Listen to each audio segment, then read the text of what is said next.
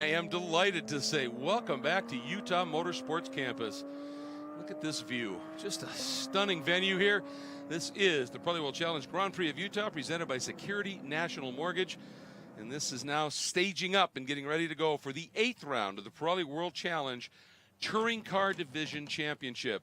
Touring cars, Touring Car A cars, and Touring Car B spec cars about to set out for another race. The one that unfolded just after at lunchtime here was spectacular, particularly the last few laps.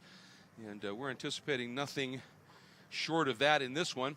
Again, a little bit later in the afternoon, the temperature it got pretty toasty here. It's actually cooling a little, not a lot, but a little bit.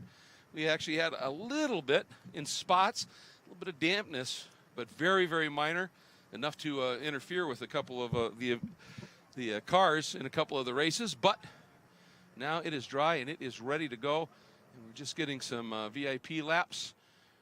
And then we are going to be going racing. And just love it. 40 minutes, of course, for the touring car divisions. 40 minutes in 3 different classes out on track all at the same time. And looking forward to a good one. We've got, just want to point out, in our touring car A division, a first-time racer here this weekend in Pirelli World Challenge, son of a great driver and a great car owner, Ken Murillo, and of course the Murillo Motorsports that has had such success in various types of racing. Ken himself, a national championship level driver. His son Kenny here this weekend, first time in Pirelli World Challenge for young Kenny, and had a little problem in the first race, got involved in some contact, not of his own doing, and had a little bit of damage. Came in, they were able to bend the bodywork away. He didn't lose a lap.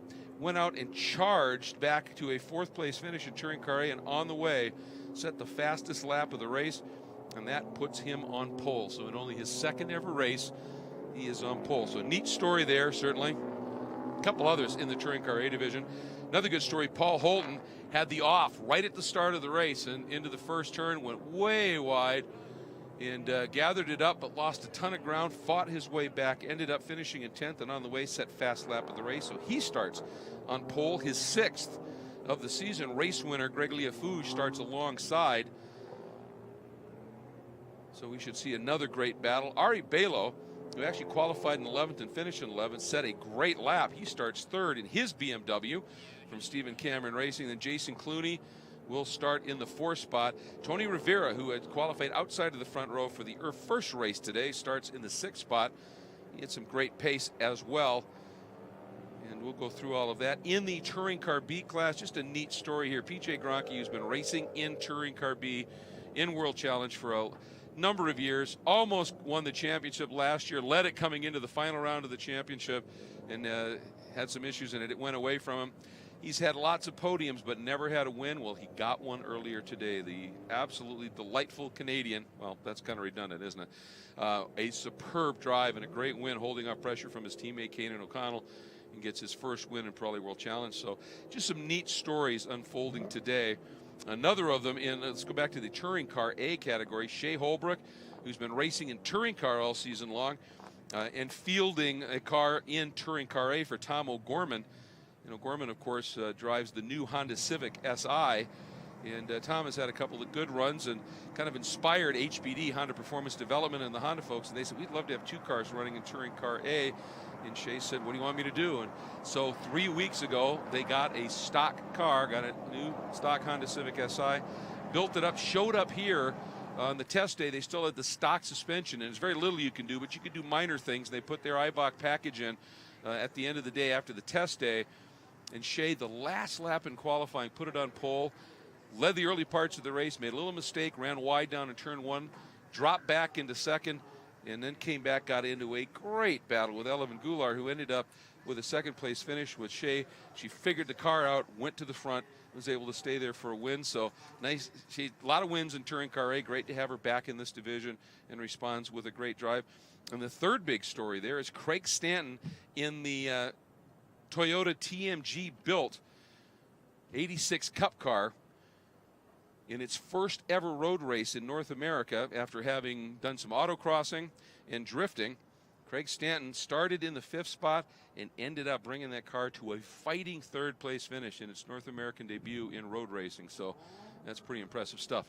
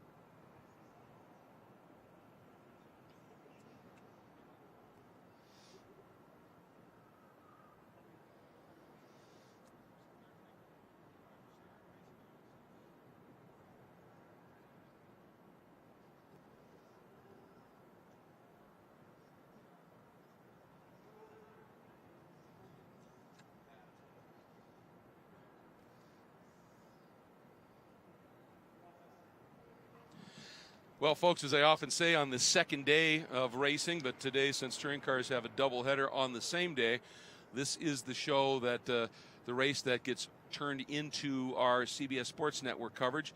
So as you're eavesdropping, quite literally, as we build the show, there's going to be times when I'm laying out, talking to the producers, and having off mic chats and the like. When we're laying out for long breaks during the race for timing of the show, we'll try and come back and join you, obviously, as often as we possibly can on the web. But every once in a while, you're just going to have a bit of a layout, and know you understand. As I said, you're just eavesdropping as we build the show. So interesting development here. We've had a lot of rubber buildup from various races here, including some of the Pirelli World Challenge races, also some of the other series that are racing here. And for some reason, this track, instead of taking the rubber, it's just kind of scrubbing them off the tires. And lots of buildup in balls of rubber, marbles, as some call it, clag, as others call it. And so we're on a slight hold. They're just cleaning up. A couple of spots on the track that seem to be the ones that are really picking up that level of debris. And so just a slight pause here as that's building. So I will tee you up when we are ready to start our CBS coverage.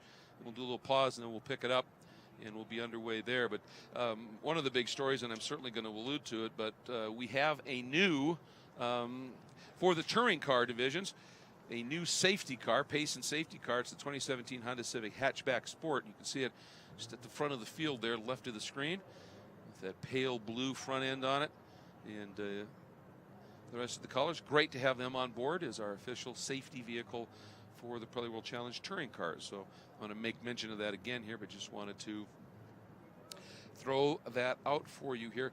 Wanted to welcome back to our series. Haven't seen him in a little while. Steve Burns, who drives the Ian Lacey Racing Ford Mustang V6, 14th in the race earlier today, and that's where he'll start today. Just by coincidence, it's of course the fast lap in the previous race of a doubleheader weekend that establishes the grid for the second race. And just getting word from race control, we're now back on the clock, and we anticipate the start command coming in about 1 minute. So we'll be watching that one. Now, we had 4 cars involved in a crash in the first turn earlier today, and that means they didn't get a lap, and they'll all be starting at the back. One of them is one of the guys who's been very quick this year and is up in the top 10 in points, the 009 of Jason Kupal. And he's going to be interesting to watch, perhaps come through the field here and see what he's going to be able to put together. So I'm going to pause right now. When we come back, we'll be into our CBS Sports Network coverage.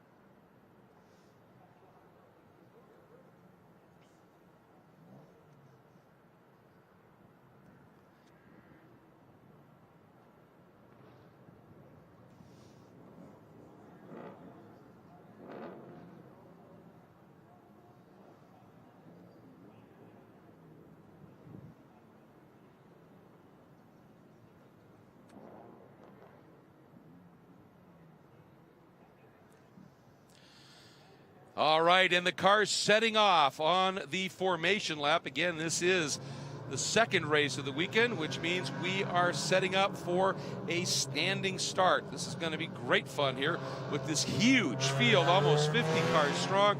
So they're released out on their installation lap, then they'll come around, take up their grid positions, and get ready for the standing start. Let's take a look at our Porsche race analysis. Again, we are running the outer loop course here, which is just over 3 miles, 15 corners. You'd think that's a lot of room, but with almost 50 cars in that first race, and we see it again here, it is going to be very busy out there. They're also dealing with heat. It is toasty, and also with elevation, which has effects not only on downforce, but also on cooling. And so they've got their work cut out for them in this 40-minute race. Just had a shot at the front of the field of the new official safety vehicle for the Pirelli World Challenge Touring Car Divisions, the 2017 Honda Civic Hatchback Sport.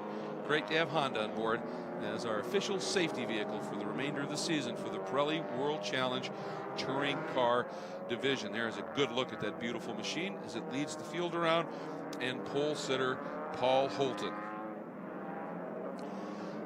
And as we are getting the stage set, let's get a last-minute update. What's happening down at pit lane? We welcome in Joe Davis. Hey, bud. Well, hey, it's an exciting day here at Utah Motorsports Campus, and I've been talking with Kenny Murillo just before he got in the car, and he said, you know, he brought that car in after that damage that he got from the Honda with the expectation he thought that he had a little bit of frame damage and didn't want to take a chance. But after looking at the car, they said that getting that metal bent back out in place took care of that rubbing, and he's good to go. But also interested to hear from Kapal. They actually had to almost rebuild the entire front end of that car, everything from arms and all kinds of axle work as well. But they're excited to get back out on the track as well. Back to you guys. Thanks very much, Joe. Yeah, that was an interesting incident that Kupal was involved in, but that charge by Kenny Murillo was absolutely spectacular run that he had up through the pack to put himself on the pole with that 4th place finish. And also we want to say a big thanks to our official medical vehicle for the Pirelli World Challenge Championships. That, of course, the Cadillac Escalade, another great partner in this championship. So, as they are getting ready to come around and stage up for the standing start, we're going to take a quick pause here. Don't go anywhere. Almost 50 cars heading into turn 1 with a 3,500-mile approach. You don't want to miss that.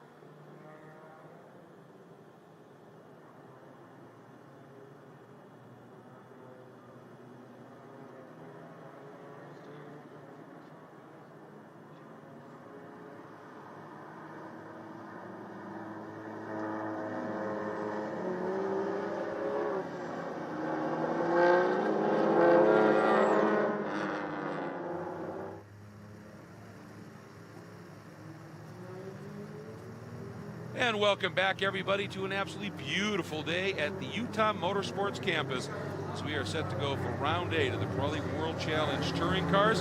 Here is a look at our quad box featuring some remarkable views from some really great cameras. Replay XD cameras giving us some great looks from a number of the cars. This is just a few of them that you're going to be able to enjoy.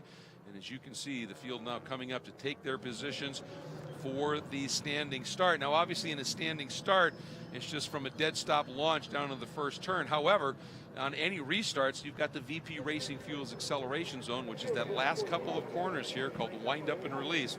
When they get into that on a restart, they're into the VP Racing Fuels acceleration zone.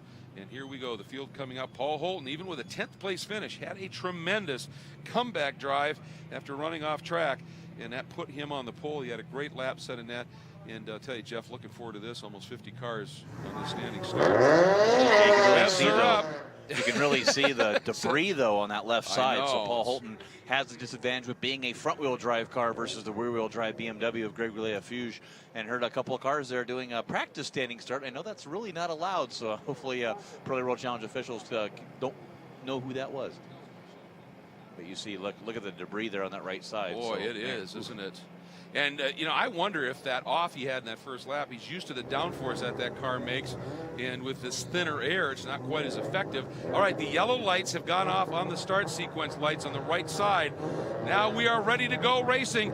Revs are coming up. And there we go. We are green. And a great start from Lafuge from the outside, Jeff. As you suspected, Holton maybe not getting the best getaway. Look at Nick Whitmer way down to the inside in the ST Racing BMW. Yeah, Nick got the best start out of everybody in that GPI coming down to the inside. There is a gaggle of BMWs. Tony Rivera and the Nissan kind of tracked up in there up to fourth place here. Is going to see how it plays out through turn number 1. Oh, and a big bunch of contact. It was a squeeze play. He's around the number 2 of Clooney, and now cars just piling in. Oh boy, unbelievable. You got cars spinning and the like, and the problem is, Jeff, that some of the cars just came in. They were clearly unsighted. Yeah, heavy damage to Tony Rivera and that Nissan 370Z. Travis Wache, that brand new Euro parts Audi RS3 LMS, just dove right into him. And it's just one of those, you're piled up into the inside there. Full course yellow, we're not going to be able to see exactly what happened here. It looks like that was... Who was that? Was that Clooney, I believe. And the number 2 classic BMW making the initial contact. And you see there's the damage from Wache. And he got hit, I believe that's JT Koppel again in his...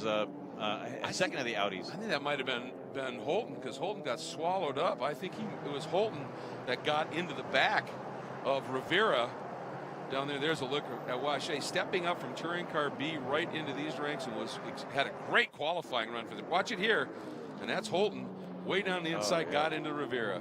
Yeah, and there's you're going to see the damage coming in here with Wache, and we'll see the damage to the left side and the right side of the 350. And it looks like that's Samantha Tan on the right. Yeah. That Rivera, you see the damage to the 370Z, the wheels all crooked and going off there for Rivera. There's the damage to Samantha Tan's BMW, and mega damage here into turn 1. Both races today, incidents in turn 1. You see the Tony Rivera and that 370Z going by, just tracking oddly. That's not tracking right. Boy, for Samantha Tan, another bit of damage on that car after that big wreck at Road America. They had to rebuild it, and now it comes up with some more damage here. Yeah, Travis Wache, unfortunately, just hurting really bad to get that going. Wow, yeah, you can look at Tony Rivera's car there. Wow. Well, we know that 370Z can drift. Look at that. He's doing a great job there with trying to get it at least back to pit lane there. And see if they can do anything in terms of a repair. So, well, obviously under a full course caution here at the start. And so we are now under caution. We're going to therefore just take a quick break. We are going to come back here and hopefully have some green flag racing for you as quick as possible. So do stay with us.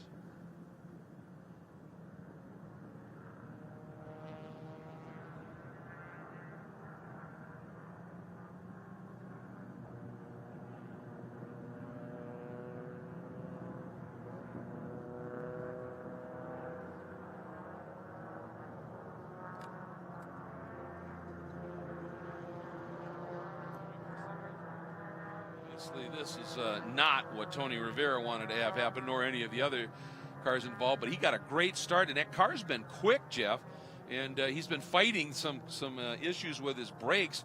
But you suspected in that first race he may have been overheating a little bit too. Did you get any word on that? Yeah, I talked to Tony Rivera earlier, and unfortunately you see the cars coming down here on pit lane. There is the number 81 BMW, followed by Paul Holton, your points leader in the TC category.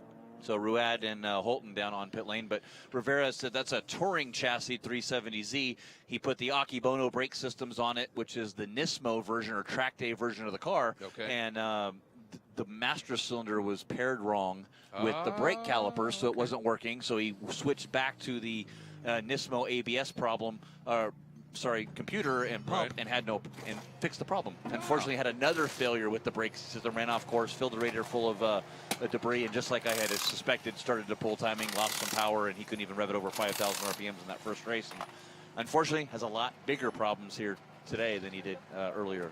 as does our point leader. He had that off in the first race today, but didn't do any damage to the car, was able to get back on, lost a lot of position, but came back fast. But this one got firmly into Tony, did that hard enough to do that huge damage to the back of Tony's car, and obviously has done something up inside there on the right front corner of this car. And again, this is the point leader.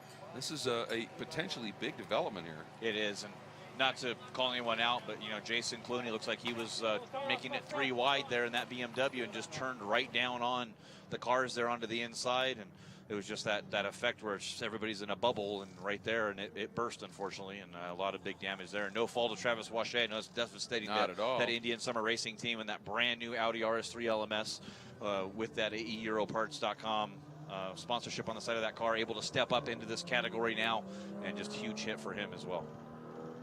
Yeah, I'm sure that Holton was frustrated, having been swallowed up on that start and had everybody go by him. And again, I mean, that's part of the front drive aspect of these cars, and as you pointed out, on the dirty side of the track, if you will. But maybe tried to get back a little bit too much, and as you said, at the same time doing that, here comes Clooney. Probably didn't even see him, you know, in his mirrors, because he was way out to the other side and just turned in.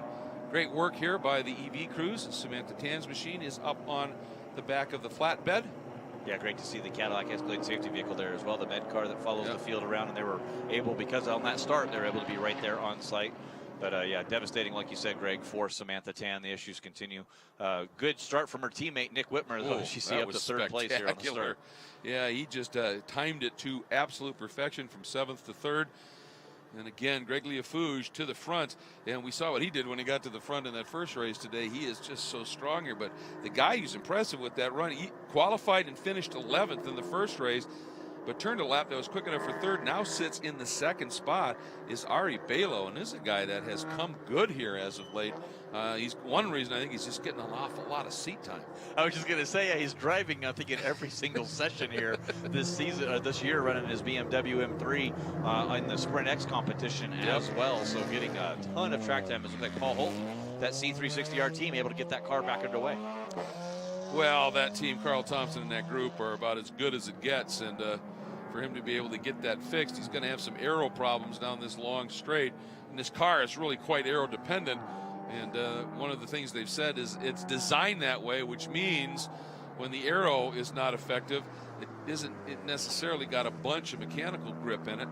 And so it's going to be an interesting day for Paul here to try and make something up. And the key is he has not lost a lap, however, even with that damage coming off, getting that car fixed. How great work is that crew. So you'll see him. He's going to be on it here, trying to, first off, what he's doing, he's going back and forth, testing the car, seeing what the grip level is, making sure there's no rattles, dings, dangs, clunks as he's going around. Can he still race this car and work his way back to the field? But now he's got to try to catch back up to the field as well, because you saw them coming down the straightaway there behind our Honda Civic Si pace car.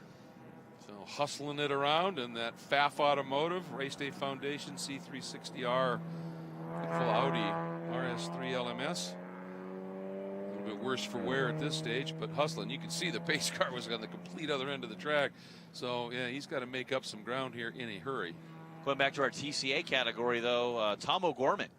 Great job for him, moving ahead of his teammate Shea Holbrook into the lead in our Touring Car A category.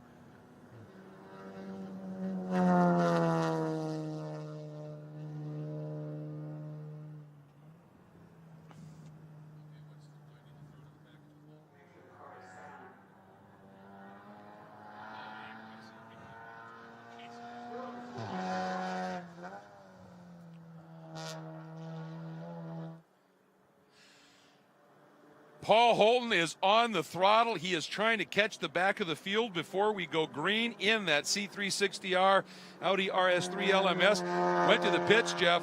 Long look up inside of that car. They decided it was okay, put a tire on it. Tremendous work by the C360R crew to not let him lose a lap. But here's what really created the issue. Yeah, you can see he got damaged there in this incident there, and it was a huge hit for Tony Rivera and Travis Wachet. It looks like all the drivers are okay, but you see the damage here to watch Holton just buries in to the back of Tony Rivera there as they get sideways, and that's a better shot if we can see what happens there. And mega damage to a lot of cars, no less than 8 cars damaged here. Brings the car down on pit lane, though, to get a look. Yeah, and he came from way back, you know, from that angle. You can see it here, and at the same time as Clooney turned in.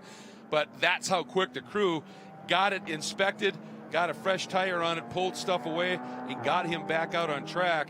And boy, he just, after doing a little bob and weave to make sure he had a raceable car, he just bended and took off. So now let's get down to Joe Davis with an update from the crew, who, Joe, wow, great work by that crew. Well, I'll say they got him back out on the track, but I'm here with Carl at Compass Racing, and it seems like Paul's having a real hard time at these starts right here. Well, you know, on the start, we know that the Audi being front-wheel drive does have a bit of a disadvantage to the BMW, but the bigger issue is that we had some contact in the earlier race, which necessitated some repairs. It may be that the diff maybe had gone. So, you know, unfortunate what happened in corner one, but we got him back out. He's still in the lead lap, and hopefully he can make his way through the field, and we'll salvage some points out of this. All right, well, they're cautiously optimistic here at the Compass Racing to get him back to the front. And here we go. It is time to get going with it into the VP Racing Fuels acceleration zone. And Greg Liafouche timed it to perfection again, Jeff, and puts together a great launch in the Stephen Cameron Racing BMW heading down into turn one. Yeah, he gets off of there, and you'll see the slew of BMWs spread out behind him. Nick Whitmer trying to see if he can get on the inside of Ari Below. Here comes your champion from last year, Toby Grohovic, on the outside of Whitmer down into turn number one. And Mason Filippi doing a nice job as well. Ended up starting in the 13th spot and up into 5th as he came by for start-finish. And that multicolored, sort of rainbow-colored BMW back there, he was quick in that first race as well. Not surprised to see him get a good launch early here. But Nick Whitmer, I'll tell you, he is just an impressive driver. And he had to wield around, you know, a rather unwieldy Honda last year that didn't have the updated suspension on it, and he did it with great style and aplomb. And now in this car, he has just been flat fast. And of course, his brother Carl Whitmer driving that car. He's sitting back in 8th position. Yeah. So good run from him as the Whitmer brothers competing. First time this season they've ever competed against each other in the same class, any of the Whitmer brothers. So all the way up to older brother Kuno driving for BMW now. So it's kind of neat to see that, as Whitmer pulling a little bit more away from Toby Grohovic there, just breathing it a little bit, giving himself some room. I asked Carl Whitmer at the opening round at VIR, I said, so racing against your brother, what's the dynamic? He goes, oh, he said, I give him nothing. And of course, Carl used to play pro hockey, so he's got that mentality. So not only won't he give him anything, he might just hip check him if he needs to. But yeah, just a great family of racers, certainly. And great to see it here. And Carl had a good run in that morning race, ended up 7th after starting back in 15th. So the man can race. Here's a look at the Touring Car B category, and a great story unfolding. PJ Gronke ending up getting his first win in Pirelli World Challenge competition after coming so close so many times. And in doing so, Jeff, put that bad little Sonic right there on pole.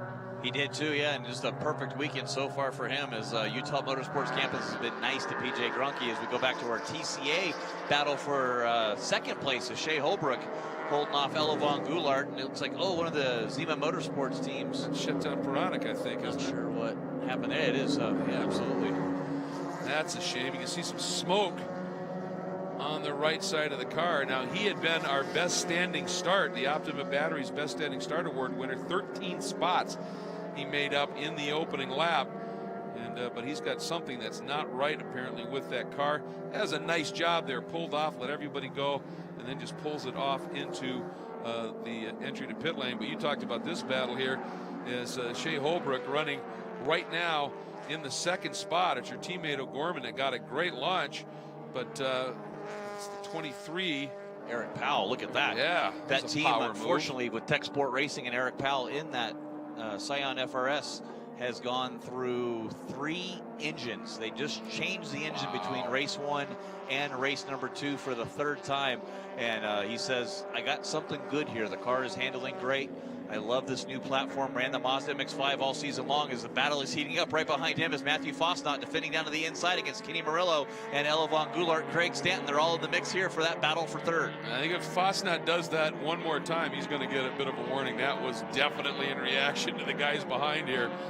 And you can drive any line you want into a corner as long as you make your move before and don't do it in reaction to somebody. And that was a very dissuasive drift, let's put it that way. But yeah, Powell, that car clearly, when it's working, is really quick.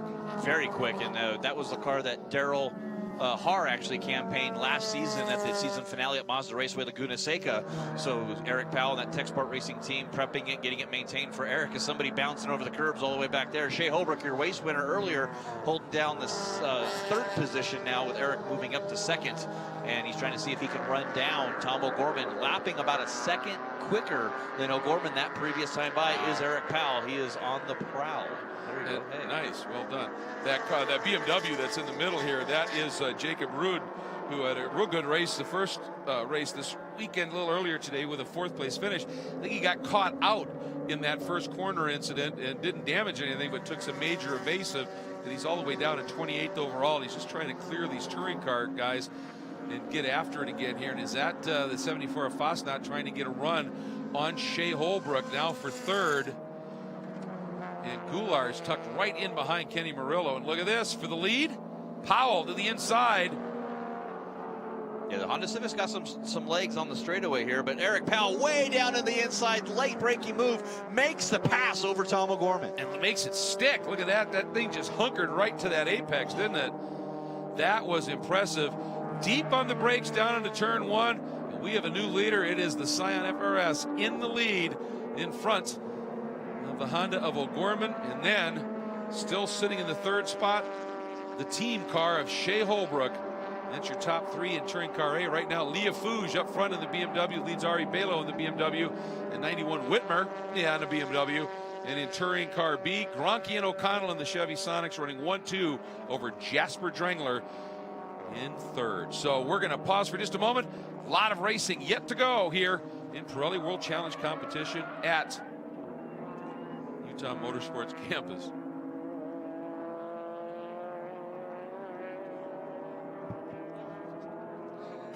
But just as we went to break there, if you're listening on the live stream, we heard a big screech of Pirelli P0 tires. Not sure who that was that got extremely sideways, but we didn't hear a crunch at the end of that, so I think we're okay. That's good news. And there's a lot of room to slide and run off here and not crunch things, as long as it's not another car around you here.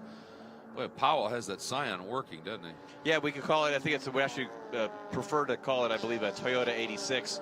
It's not the TMG chassis that we see with Craig Stanton, different build. That's the factory-built TMG 86 Cup car, right, where this is the home-built, and it's the same chassis for the Subaru BRZ, the older Scion FRS, and now this new Toyota 86. So, gotcha. Of course, 86racing.com on the side of that, supporting Tech Sport Racing. Kevin Anderson competing.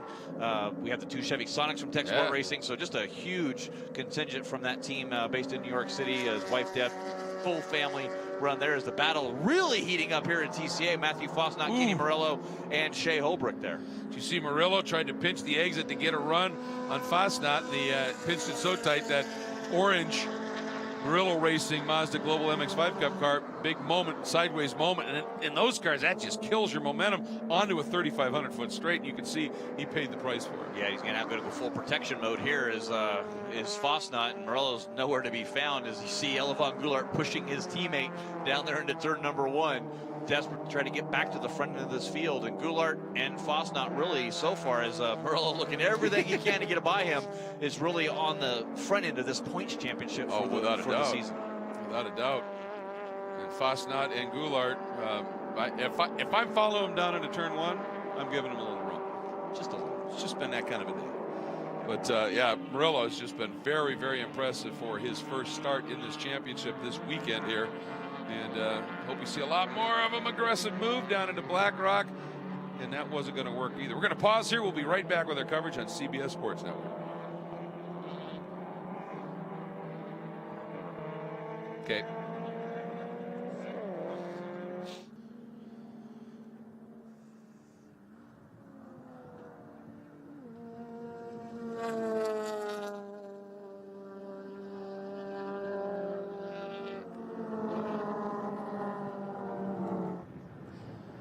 Greg Leafouge, motors out of the turn they call release.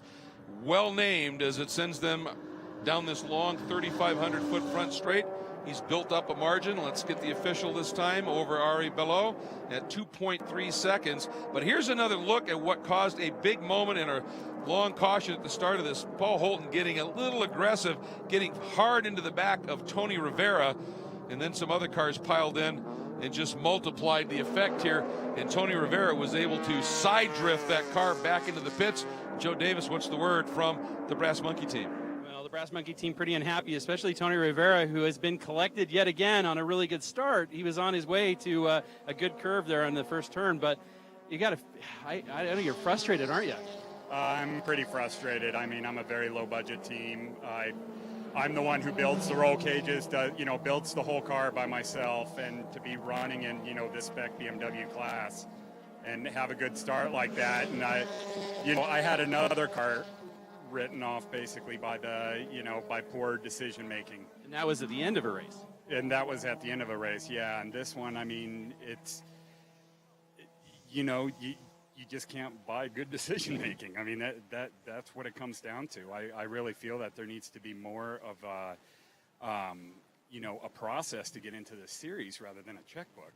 And it's unfortunate. It's more than likely it ends my season. But sorry to hear that. A little bit of frustration, as you can imagine. Actually, a lot of frustration here with Brass Monkey Racing. Yeah, we can look at the back of it, and you walk through the garages here, and you see some of these teams, and they've got 4 or 5 cars and 6 guys working on them, and then you get to the Brass Monkey deal, and it's Tony, and he's doing the setup and everything. And so to have something like this happen, and that's gutting for me. I'm a big Tony Rivera fan, and to hear that he may be done for the season, that's very sad to hear, and you can understand his frustration. Yeah, very frustrating. Him and his wife travel the country here to race Pirelli World Challenge, and you see Nick Whitmer there just bouncing over the curves. But yeah, to see Tony Rivera out, and hopefully he can come up with something and try to get back underway here for Circuit of the Americas, only 2 weeks away. Yeah, exactly. One of the things I notice here, Jeff, is a lot of cars you'd think you'd want to draft all the way down this long straight and get a run. And Toby Grahovic came out of that last turn and just turned way tight to the inside and didn't do anything to draft off of Whitmer. Is that trying to get cooling? It is. It's 4,700 feet where we're at right now with the temperature and the barometric pressure here. So these cars are starving for oxygen on these engines. So what happens, the stock computers on these cars start pulling timing back as the temperatures come up. You start losing power like we saw with Tony Rivera yesterday or earlier today. So that's what's happening here. You got to get some air in that radiator, start getting these engine temperatures down and make more power generally. Look at Ari Below just moving over, and that's okay. He turned out of the clubhouse turn and went right to the middle of the track. It wasn't in reaction to anything Whitmer did. He was anticipating, and that's how you want to do it. There's a look at Paul Holton now as he just pops to the inside of our leader, Trinker, 8 leader of Powell, moving up. And then look at this scrum. O'Gorman second, Shea Holbrook third. Those are the Team Shea Racing HPD machines. And then behind them, Mazda, and look at that. Murillo has gone around both Fasnacht and Goulart. He's going to be a quick, we saw him come back from the field in the first race, and of course, you talk about those 2 new Civic SIs that Shea Holbrook has moved into TCA category from TC just to kind of get a jump on next year.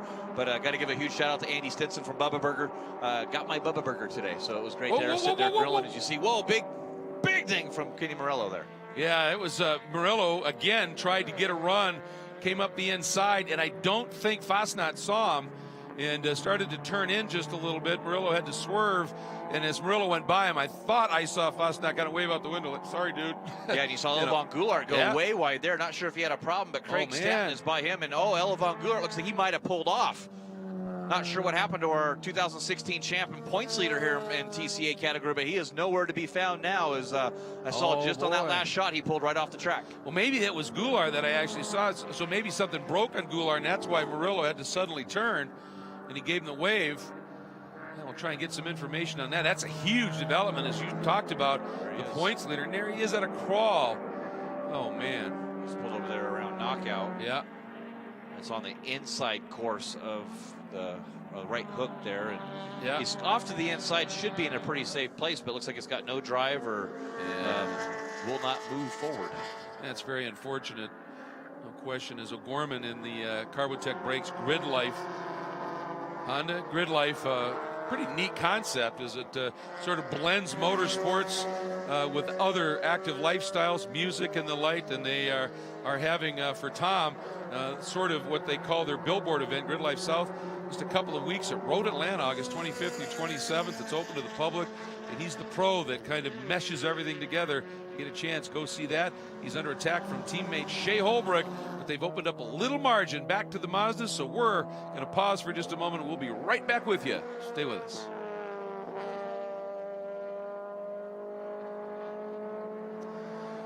Down for a couple of minutes here on our CBS Sports Network show, so back with you here. Boy, you can see when those two, whoa, Shea running a little wide.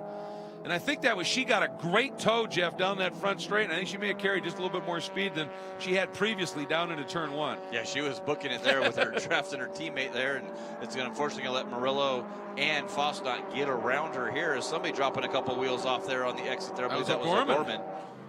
Well, like teammate, I guess. Now Fosnot trying to get down underneath and does. Yeah, Shea just needs to put her head down, focus here, get back through that field. The Civic Si has the power on the straightaways. If you can just manage it a little bit better here in the corners, cool off those Pirelli P0 tires again, and then start attacking to work your way back up. Well, the thing is, when you run off and those Pirelli P0s are hot, and then you get into that Tuella dust, they're dirty for a number of corners until you clean them. But she had that off in the the first race earlier today. And once she got those tires cleaned up, she figured out what she needed to do in that car and went right back to the front and won the thing. So she certainly has that capability here. And this is a great battle, and you tend to forget it's for second right now because Powell has opened up. I'm just looking at it here, about almost a 6-second lead at this stage. So that Scion 86 Mitsu is working. Ooh, look at that here. This is Whitmer on Belo. Yeah, Nick's trying everything, filling up the mirrors of Ari Belo. As you see, we've seen Nick put cars where they should not be, whether it be front-wheel drive, rear-wheel drive, all-wheel drive.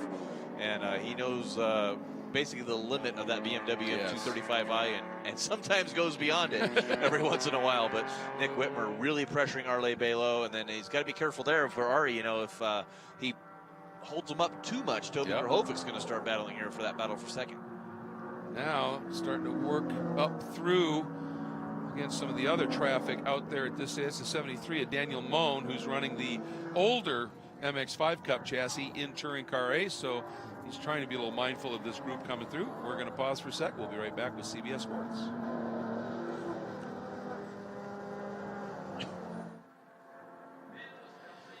Tremendous battle unfolding as you see your leader at the bottom of the screen, second overall in touring car. Ari Belo has it. Nick Whitmer has been attacking, and as he loses a little bit of momentum on occasion, Toby Grahovic, the defending series champion, ready to try and pounce on that opportunity. The 91 of Whitmer, the 1 of Grahovic. It's a great battle for third. It's been for second, and it could become a 4-car battle for third. Watching what Mason Filippi and Anthony Magagnoli are doing here, they're closing it up. They really are, and you saw Toby Grahovic turning on their under release. It looked like he was thinking of going to the inside there. And he was like, maybe I just should wait just a little bit longer. We still have about 12 minutes to go in this race, but Toby Grahovic pulling out. I think he's just trying to get some air here. He got a really good draft on Nick Whitmer. It's going to come down into the braking zone here. Who's going to have it? And Nick Whitmer rolling it in, taking the wider loop, and Grahovic having it on the brakes as Anthony Gerasi spinning his Audi RS3 LMS. Getting back underway. That's the good news, is he's able to continue here. He'd been back in the order a little bit now. It's 15th last time by. Let's see what we got help. Little tap there. I'm not sure who that was. Yeah, I couldn't quite pick the number of as they shot through the screen here, but he's gathered it up again. The Cubans, I believe, hit him there, and then made some contact, with the number 13 BMW. Look at this now. We saw Murillo. He's been able to sneak around on, I think, O'Gorman now, and that's for second. Yep. And the thing is in that first race earlier today, we had a much longer caution, which gave those front drive cars a little bit better life on those front tires that they tend to take a bit of a pounding. This one we had a much shorter caution, and it's still 11 minutes to go in this one. I wonder how those tires are. Yeah, you're really asking that Pirelli P0 to do a lot. All the braking control on the car, the steering control of the car, the suspension moving up and down, the acceleration. So you're really putting those to wear, and you can see that happening here. But great job by Kenny Murillo. Yep. Makes his debut here in Pirelli World Challenge. Good to have the Murillo Racing team back in Pirelli World Challenge here. Is back to our TCB leaders there, PJ Gronke and Kanan O'Connell. Yeah, PJ, the white hooded Chevy Sonic, and Kanan, the dark hooded Chevy Sonic. And tell you, that last lap for these two, when they got swallowed up by a huge battle in Touring Car A, and I mean, one touch and things were going to change dramatically. And what impressed me was everybody, they were aggressive, but they respected everybody and didn't mess up this touring car battle for the win that much. And these two have just absolutely, they've teamed up and checked out. So you wonder if there's not some sort of team agreement where it's like, all right, when it hits 5 minutes on the clock, yeah, watch out. But until then, let's go.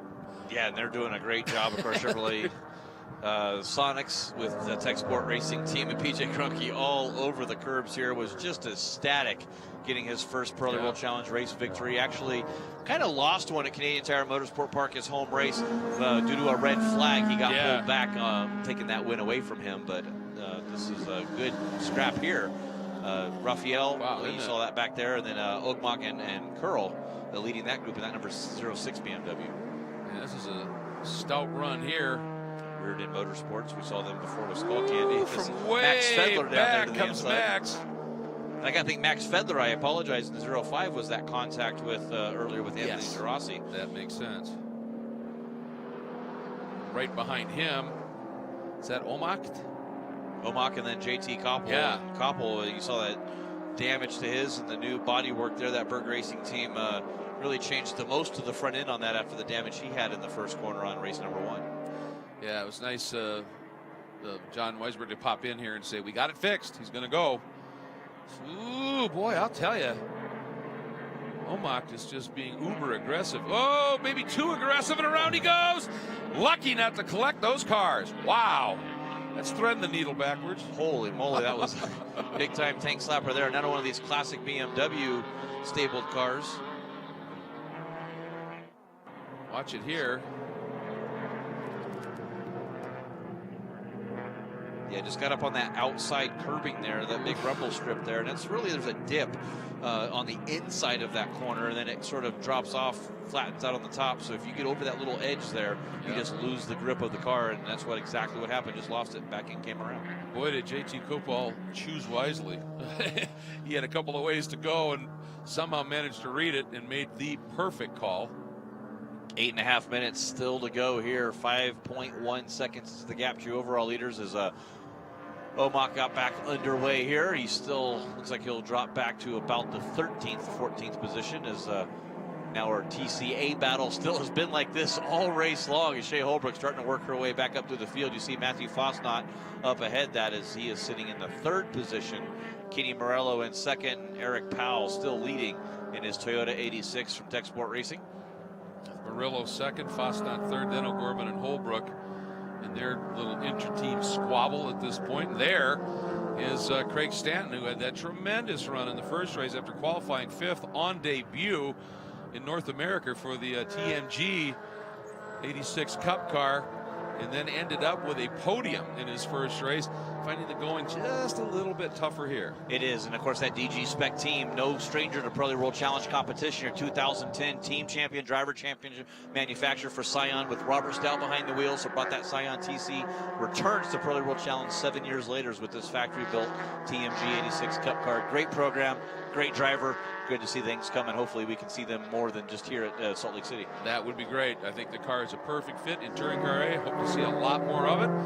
And as he continues to try and work his way into the top 5, we'll be right back.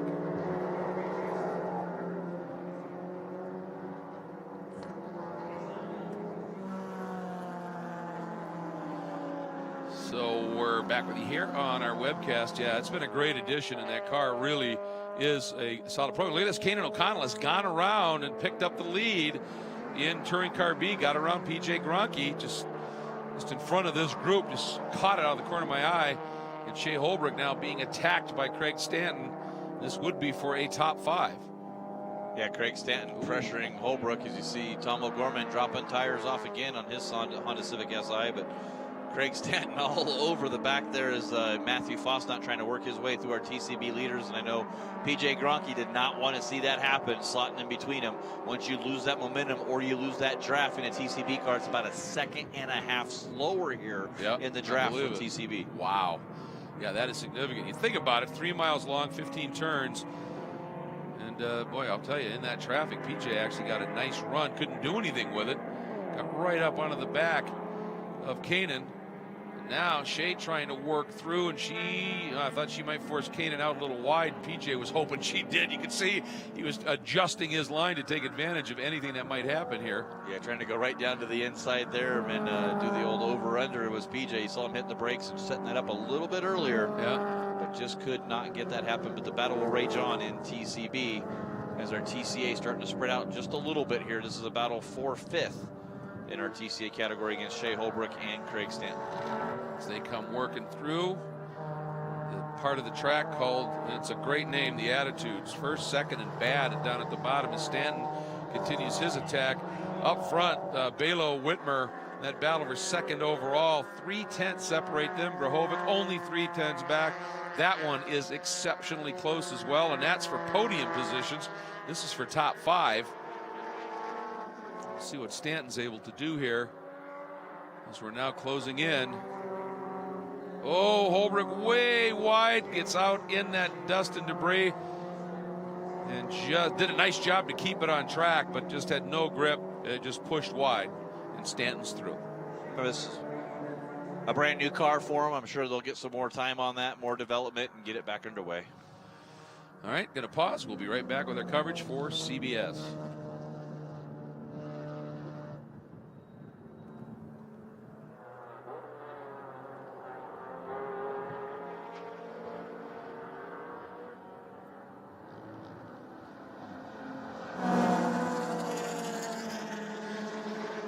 Tremendous battle continues to unfold here for second overall, and in the touring car class, that orange and black BMW of Greg Liafouge is your leader, and he stretches the margin as he did in the first race today. But the red and white, number 19 of Belo, the blue and yellow, number 91 of Whitmer, and the red, white, and black, number 1 of defending class champion Toby Grahovic. This isn't so much a race anymore, Jeff. This is looking like a little bit of a war. It is. It's going to be battle of survival here with 4 minutes to go in this race. Can Nick Whitmer, who's really filled up Ari Belo's mirrors all race long, try to see if he can battle for second place? Gregory Liafouge has about a 5.4 second lead over this group. You see him just now going into the Black Rock hairpin. Nick Whitmer turns to the inside. It's going to be a drag race down in here to turn number 6. I thought Belo may have been just blunted for a set. Oh, look at this. Way wide goes Belo. And I think he got blunted a little bit by Drangler, and he tried to defend on it, got way tight on his defense, carried too much speed in it, looked like, Jeff. Yeah, just lost 2 positions there, way to the outside, and you called it exactly like you see it there, Greg, and it was amazing that he was able to recover from that. We talk about that track being flat right there. You lose the grip, and it's really dirty on the outside. Great recovery to only lose those 2 positions. Yeah, I would agree. He got very fortunate there, and they're coming up now on the Touring Car A leader, working by the car of Powell through the Attitudes. Powell. Yeah, it's actually Williams, I believe, there. Oh, it's the team car? Powell's a little bit ahead of this. Oh, yeah, sorry about that. Still leading in our TCA category, has a huge lead over Kenny Morello. So good run once again by Powell as PJ Gronke drafted his teammate there. You see our TCB leaders, but boy, a big gaggle of cars here as they're trying to come through. 91 of Whitmer coming up, dives down. Oh, gets that curb pretty solidly. Just going to float some speed. Now, if he might trap O'Connell here. He got through so clean that O'Connell really didn't get hurt at all.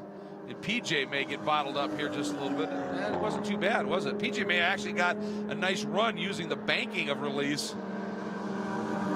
Does a good job. They just have them stay on their line. Yep. It's the passing driver's responsible to get by. Getting word that car 67 slow down through turn 5 and 6. Shea Holbrook, your race winner earlier, so we'll have to see if we can find that. But looking, it's great battle for second, third, and fourth in TC and overall. As you see, there is Shea Holbrook pulling off. New car blues, the highest of highs earlier today and the lowest of lows. But getting word, yeah, looks like just overheated that car. And unfortunate for her today. Well, she's been in serious traffic and racing hard. But you know what? That's part of the deal. Is you race a car that hard, you find the weak spot, you fix it, and it eventually becomes better for the production vehicle. So that's the whole plan. And we're hearing next time by for Gregory Liafouge, white flag. Yeah, good run for him. Oh, White flag man. for your race leader, Eric Powell. And so far, Kaden O'Connell, we'll see how that plays out here in TCB. Exactly. I'm not sure that one's done by any stretch of the imagination. And here we go. Whitmer leading now. Grahovic right behind him. Belo still, as you said, just a great recovery to hang on, but he's lost probably 6-7 car lengths to those two. He might start to feel a little bit of heat here from Mason Filippi and Anthony Magagnoli here on these last couple of laps. Yeah, he's got a lap and a half still. It's only a white flag next time by, so he's got to have to start gathering it back around as Toby Grahovic's going to be on full attack here. Still has an outside shot of the TC overall championship, but one that's going to be really good in points is going to be Gregory Liafouge in that number 20, especially with the problems that Paul Holton has. He's only worked his way back up to 15th so far in the standings in that Audi number 71. Yeah, and with his win earlier today, he moved into a tie for second in the points. So Liafouge senses big opportunity here. And with the size of this field, as the white flag comes out here, and Gregory Liafouge on his way to the final lap here. With the size of this field, you know, if it was a smaller field, you don't lose as many points to a guy like Holton, who's back in the order. But when there's 30 cars in your class and you're at the back end of it, it's going to hurt. Look at this now. Craig Stanton late on the brakes on O'Gorman down into turn 1, and that is for 4th. And close, and I don't know. Is O'Gorman going to give it to him? He's got the fender there. He's going to fight through, and O'Gorman able to hang on, but is he going to float what? Nice job by Tomo. And right in front of him, right behind them, I should say, right in front of our leader, is that battle unfolding. Liafouge, with a margin that he has, patience. Yeah, he's got to be very careful here. He doesn't want to mix it up, and you see him sort of slot himself, and I think that killed Craig Stanton's momentum a little bit. So Craig's only going to have the rest of this lap now to try to recover, and seeing some tire smoke coming out of there. I'm not sure if there was some side-to-side contact with Stanton and O'Gorman a little bit earlier there on the exit of turn number 1 to make that pass go, but we'll see if Stanton can recover. Nick Whitmer still trying to defend everything he can against your champion last year, Toby Grahovic, but I just don't think those cars are just so close together. It's going to take a mistake from Whitmer for Grahovic to get around him. And at this stage, those two, just because of that moment for Belo, that he isn't close enough that he's attacking. So right now, Grahovic can just focus on that rear deck of Whitmer. But I'll tell you, Whitmer gets out of turn 6 and through witchcraft here, as they call it, up into the attitudes here. He just carries a lot of speed from 6 all the way into the attitudes.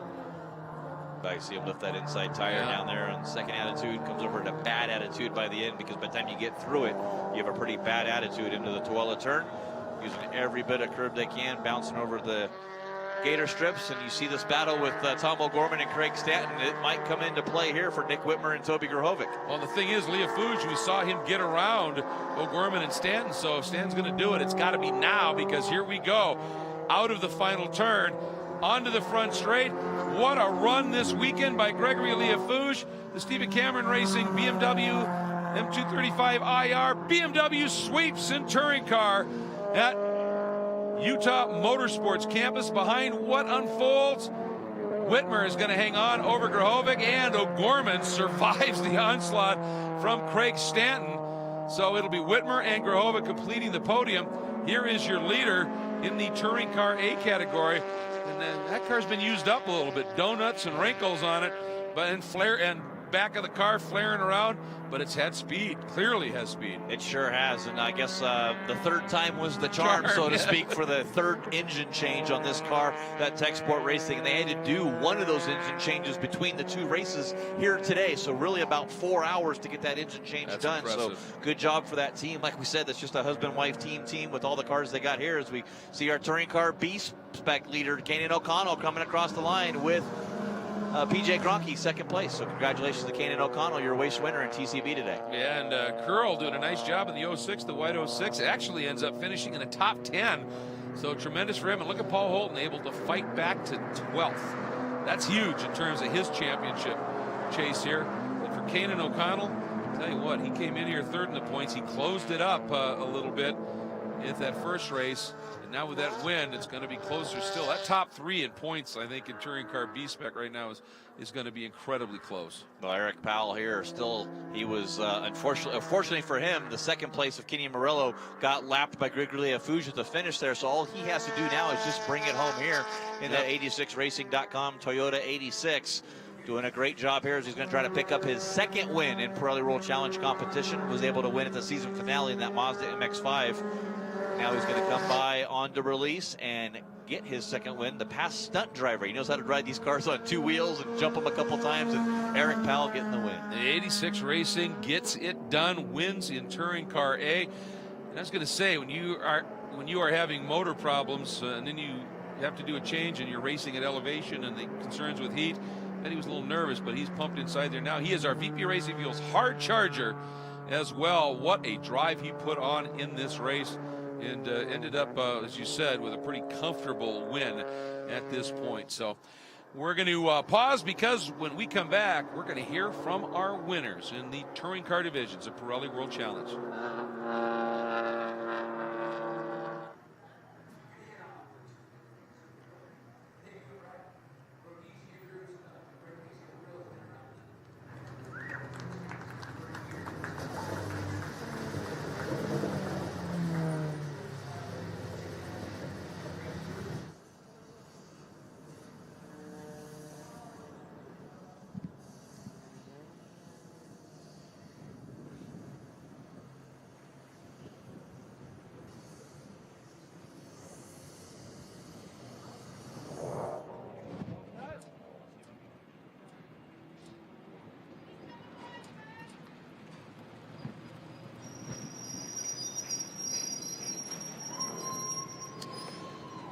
Welcome back to Utah Motorsports Campus, the Pirelli World Challenge Grand Prix of Utah, presented by Security National Mortgage and Greg Leafouge. Wonder if there's room in that BMW for a broom, because he swept, and boy, he did it in both races by a sizable margin, managing it beautifully, giving it up at the end to make sure he had car left, and was very, very precise and careful in traffic. Just an absolutely consummate drive, and he crawls out of that car. And I'll tell you what, it's been an impressive weekend. We're going to get that helmet off, and Joe Davis is waiting for him. And the way things are going here, Joe, you and Greg Leafouge are going to be turning into good friends. Yeah, we're buddies now, because here he is in Utah, my hometown, and he must love this place by now. And I'm excited to hear what he has to say about it. How much do you love this track? Right now, I really love it. It's been a dream weekend for us. You know, the guys worked really hard on the car. We've tested a little bit in between the big break that we had, and I think we found a few things. So the car, our Cameron Racing Redline Laurel car, was just awesome today, and you know, I can't thank the guys enough. Well, Leafouge with the sweep. Congratulations. He's had the best day he's ever had out here at Utah Motorsports Campus. Yeah, pretty impressive what he was able to put together here, no question. And he's just a very savvy driver, there's no question about that. And you just saw it on display there, just how he was able to get to the lead, open it up, manage things to perfection, and brought it home. Here's a look at our touring car provisional results. Whitmer and Grahovic, that tremendous battle for the final steps of the podium. Whitmer bringing it home in the ST Racing BMW over the classic BMW of Toby Grahovic. Ari Balo had second for most of the race, had that little mistake, slipped back into the fourth spot. And then Mason Filippi in the Rooster Hall Racing entry ends up in fifth. Now, here's the big story. And you see climbing out of that Tech Sport 86 racing machine after struggling with mechanical issues in the engine department. As Jeff said, maybe the third engine was the charm. It certainly seems to be, as Eric Powell peels the helmet off. Joe? All right, Eric Powell, the second race certainly a lot better for you. Talk to me about what made this the special one. What was so good about this second race? Well, it was actually my first race of the weekend. So we weren't in the first race. We had a lot of issues. This is actually our third engine of the weekend. Huge thanks to my crew. Busted their butts. I'm so glad I drive for Tech Sport Racing, a team that's just prepared for anything, or else this wouldn't have been possible. So huge testament to them. And it's just awesome. We've been developing this car all year, and for it to just come good in this event after such a troubling weekend is just so awesome. Well, there you go. He got a DNF on the first one. In the second, he wins. Eric Powell's feeling real good right now. He's feeling good, and you can see the emotion there. He's trying to hold it together, because when you struggle like that and then the team pulls a change of an engine in that short a time, and then you go out and win, that's how you pay back a crew, and the crews are certainly the unsung heroes, and I think that was very special for him. Kenny Murillo, another impressive run, and this time finishing second from the pole in his debut weekend. That's impressive stuff. And Matt Fosnot, who's been fast all year, another podium. Tom O'Gorman hanging on in that great battle with Craig Stanton for fourth with Stanton. A second top 5 in the debut weekend for that TMG 86 Cup car. Pretty cool stuff.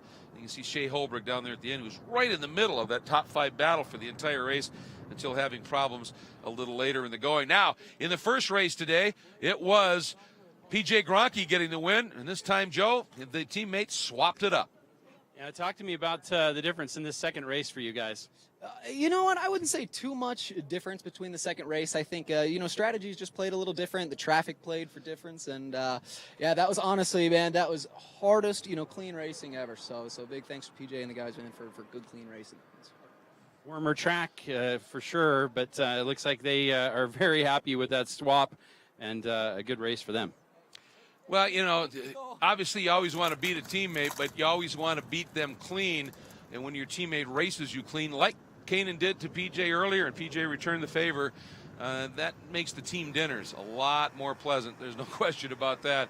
And what a great weekend for them here. Your touring car B-Spec provisional results. Again, Jasper Drengler, a great run to third, and Jake Peipel switching over to the Honda Fit.